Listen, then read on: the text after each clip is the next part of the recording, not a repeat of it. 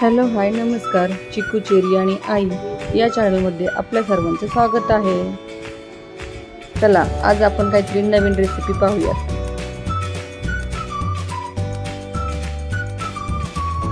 चिकू चेरीची मस्ती आणि अशाच काही नवीन वेगळ्या रेसिपी पाहण्यासाठी चॅनलला सबस्क्राइब करायला विसरू नका।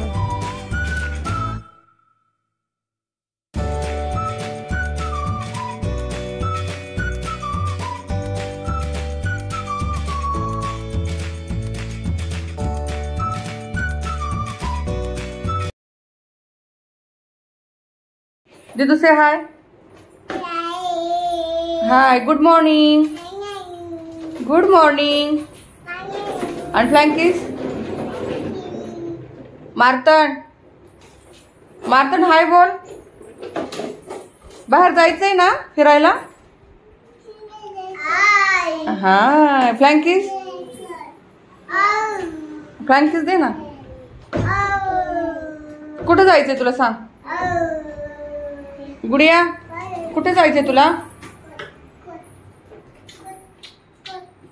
कुठे कुठे बाहेर जायचं?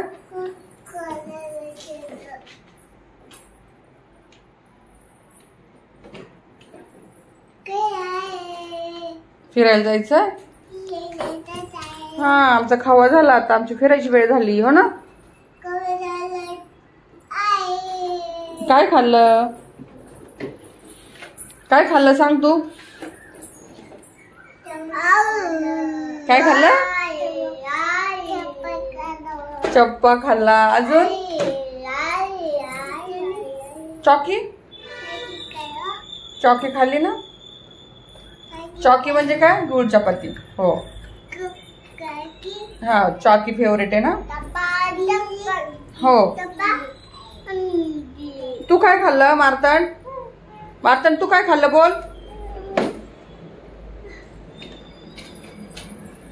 हा हा, नको नको, डायरेक्ट चला चला नेते आई बाहेर, चला।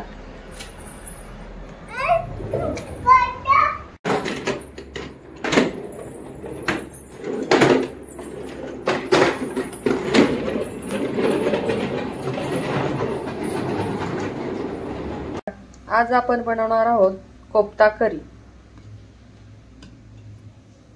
अगोदर आपण कोफ्त्याची तयारी करून घेणार आहोत। त्यासाठी लागणारे साहित्य: एक दुधी भोपळा, हा आपण स्वच्छ धुवून घेऊन याची साल काढून घेणार आहोत आणि नंतर या किस्तीने आपण ते बारीक पीस करून घेणार आहोत। मीठ, लाल तिखट, हळद, लसूण आणि गरम मसाला। आता हा माझ्याकडे गरम मसाला तयार आहे। जर तुमच्याकडे गरम मसाला नसेल तर तुम्ही जो बाजारात खडा मसाला मिळतो हा थोडासा तव्यावर परतून मिक्सर मध्ये बारीक करून घ्यायचा आहे। कोथिंबीर आपल्याला बारीक चिरून घ्यायची आहे। हिरवी मिरची पण एकदम छोटे छोटे तुकडे करायचे आहेत आणि एक मीडियम साईजचा कांदा, तोही आपल्याला बारीक चिरून घ्यायचा आहे। असं या भोपळ्याचं साल आपल्याला काढून घ्यायचं आहे। आता तो छान आपण बारीक करून घेणार आहोत। किसणीने किसून घ्यायचा आहे। हा आपला दुधी भोपळा पहा किसून तयार आहे। तर यातलं आपल्याला सगळं पाणी जे आहे ते आपल्याला असं सगळं पिळून काढायचं आहे। हे पहा असं।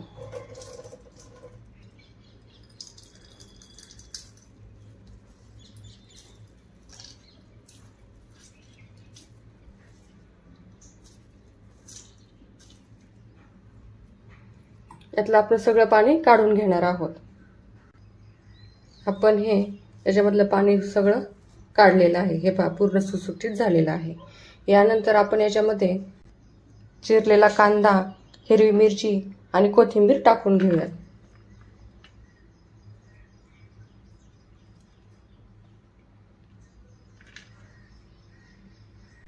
लसणाचे बारीक केलेले तुकडे आणि गरम मसाला आपण यामध्ये टाकून घेऊयात। आता यामध्ये आपण बेसन पीठ अगदी थोडंसं टाकायचं आहे, नंतर ते मळून घ्यायचं आहे। आणि यामध्ये आपण तांदळाचं पीठही थोडंसं टाकू शकता, जेणेकरून आपला जो वरचा लेयर आहे तो छान कुरकुरीत होईल।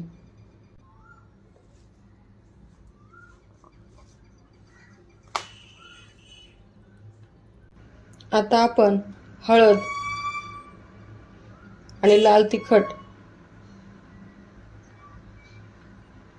टाकून घ्यायचं आहे आणि मीठ सर्व मिक्स झाल्यानंतर मीठ टाकणार आहोत, कारण मीठ टाकल्यानंतर लगेच पाणी सुटू शकतं। हे मिक्स झालेलं आहे। आता आपण चवीपुरतं मीठ टाकायचं आहे। कढई आपण गॅसवर ठेवलेली आहे। आता आपण कढईमध्ये तेल टाकून गरम ठेवायचं आहे आणि तेल छान गरम करून घ्यायचं आहे। या पिठाचे आपण आता छोटे छोटे बॉल करून घेणार आहोत। हे झाले आपले आहे छोटे छोटे बॉल करून तयार। आता कढईमध्ये तेल तापत आहे, यामध्ये आपण चांगलं तळून घेणार आहोत। आता हे बॉल आपण चांगले तळून घेणार आहोत। हे पहा,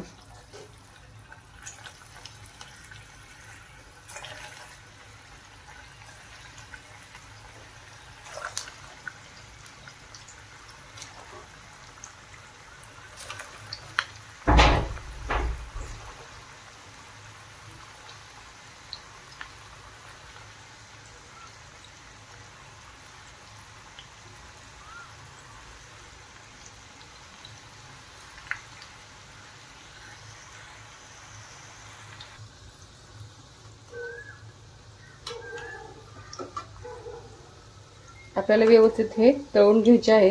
हे पहा, असे जरा लाल झाले पाहिजे। हे झाले आहेत आपले पहा कोफ्ते तळून तयार। अशा प्रकारे आपले कोफ्ते तयार आहेत। आता आपण कोफ्त्यासाठी करी करून घेऊया।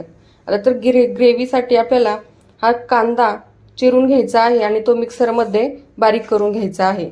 ही बेगडी मिरची घ्यायची आहे, थोडीशी कोथिंबीर, तमालपत्र।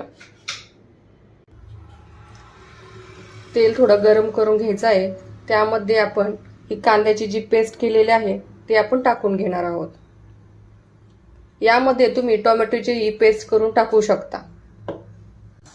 कांद्याची पेस्ट हे व्यवस्थित आपण परतून घेणार आहोत।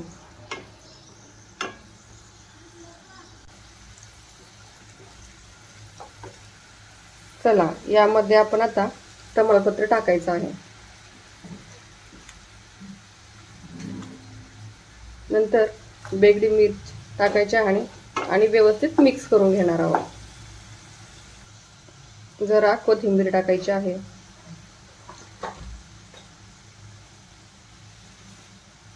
लाल तिखट, अगदी थोडासा काळा मसाला आणि हळद। पहा, हे व्यवस्थित आपले मसाले सगळे परतून झालेले आहेत। आता यामध्ये आपण गरम पाणी ओतणार आहोत। गरम पाणी ओतून आपण असे हलवून घेणार आहोत 5 ते 10 मिनिट। छान अशी उकळी येऊन द्यायची आहे आणि नंतर आपण यामध्ये मीठ टाकणार आहोत।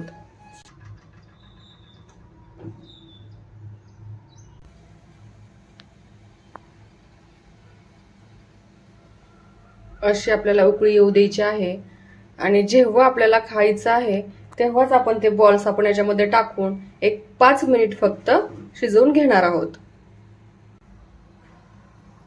पहा, आता आपण हे बॉल आपण याच्यामध्ये टाकणार आहोत।